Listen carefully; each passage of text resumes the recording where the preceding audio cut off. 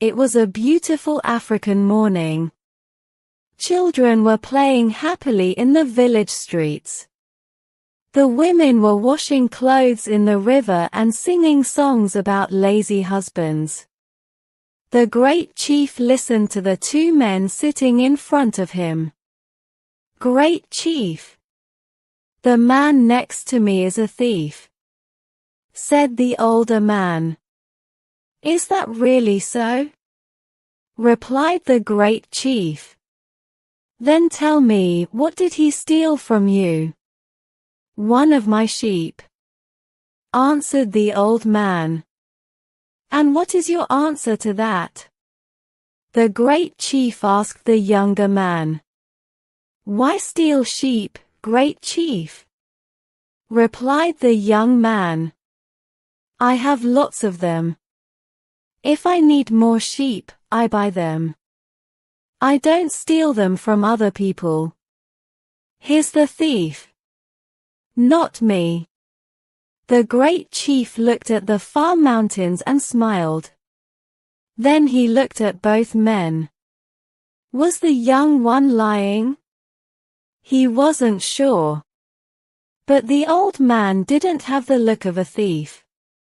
This was a difficult problem. He wasn't going to find the answer in just a few minutes. But the great chief liked problems like this more than any other. It took some time to find the answer.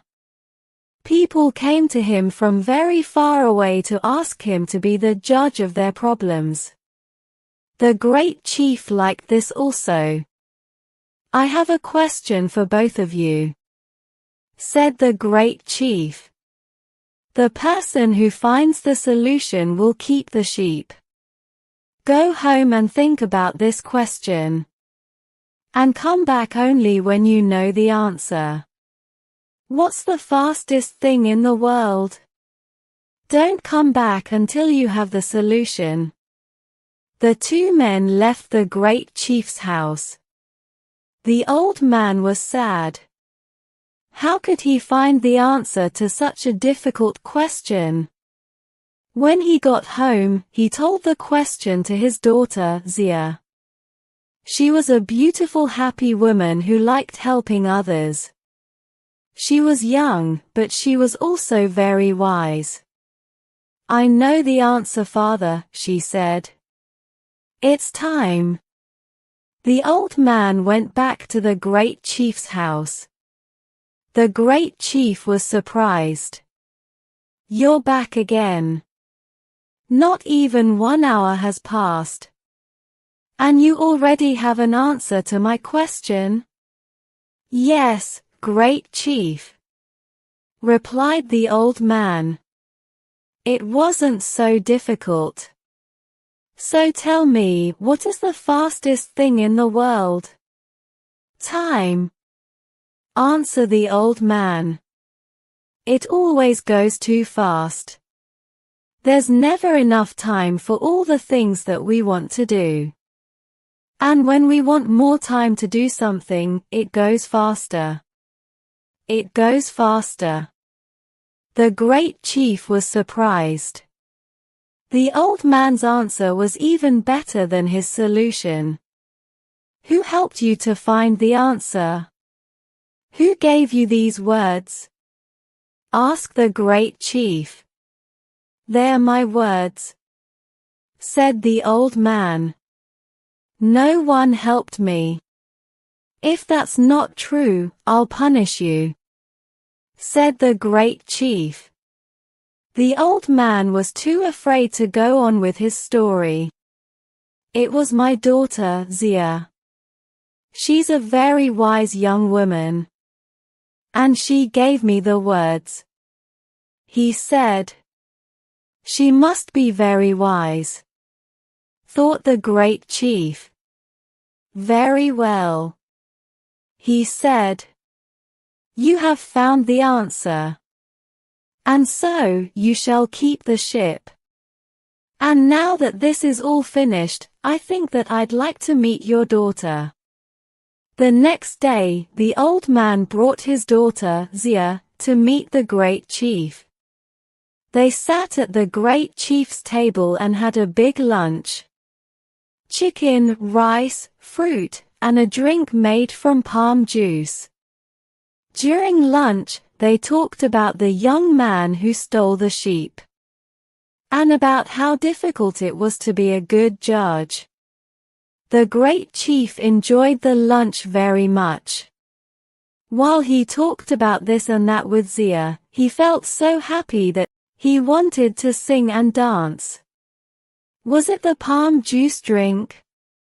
Or the wise and beautiful young woman looking into his eyes? But time always passes too fast. And soon, it was time for them to leave. The great chief saw Zia every day, and his love for her grew and grew. "You're a wise and beautiful woman. I'd really like to marry you," he said. "Me too," replied Zia, laughing. And so they married. The great chief was very happy. But he was also worried about having a wise wife. He didn't want her to help him with the problems that people brought him. He liked being the great chief who was a wise wife.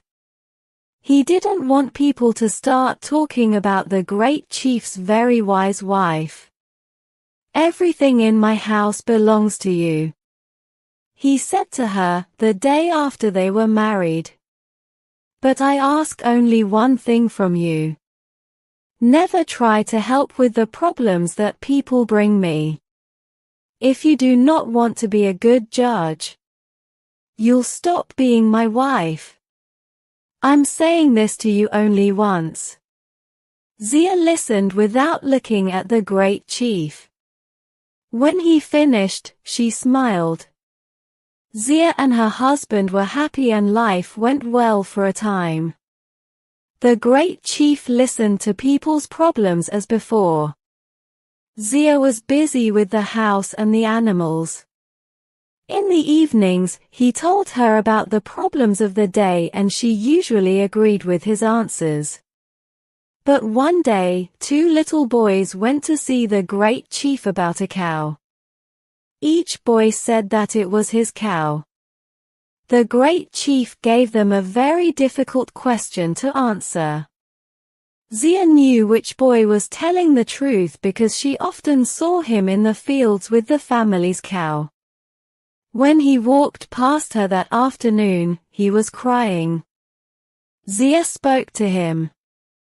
"Tell me, little boy, what's the matter?" she asked him. "The great chief gave us a question that I can never answer," he said sadly. "What did he ask you?" "His question was, what's the biggest thing in the world?" Zia knew that she mustn't help the boy. But the answer was easy for her and very difficult for him. And he was telling the truth about the cow. "Go back to the great chief now," said Zia. "Tell him the answer in these words. It is there. Air is all around us. When we walk in front of us, there is only air and more air. When we look up at the sky, there is air as far as we can see." The little boy went to see the great chief. He said the same words that Zia told him. This time, the great chief wasn't surprised. He was very angry. "Who helped you find this answer?" he shouted. "These words are too wise for a young boy. Who gave them to you?" "They're my words, great chief," said the boy. "No one helped me to find the answer. If this isn't the truth, I'll punish you," said the great chief. The boy was afraid. "It was your wife, Zia," he said in the end. The great chief was very angry with his wife. That evening, he spoke to her. "Didn't I tell you that everything which I have belongs to you? You have done the one thing, the only thing that I asked you not to do. Now, take what belongs to you and go back to your father's home. Before I go, can I make you one last meal? Asked the woman. Then, I'll take what belongs to me and go. Yes, answered the great chief. Make what you want to eat. Take what you want to take. Just be sure that you're not still here tomorrow. Zia cooked the great chief's favorite meal, chicken with rice and vegetables. While he ate, she gave him a strong drink made from palm juice. She gave him many cups of it. At the end of the meal, the great chief lay down and slept. With her family's help, Zia carried the great chief to her father's home. They put him on a bed and he stayed in a deep sleep all night. In the morning, a great voice woke everyone in the house. Where am I? What am I doing here? Shouted the great chief. Zia ran into the room, laughing. You said that I could take anything that I wanted from your house. I wanted you. And so I took you. You are truly wise. Smiled the great chief. Come. Let's go back to our home together. Only a stupid man would send away so wise a woman. And you, my great chief, are not a stupid man, said his clever wife.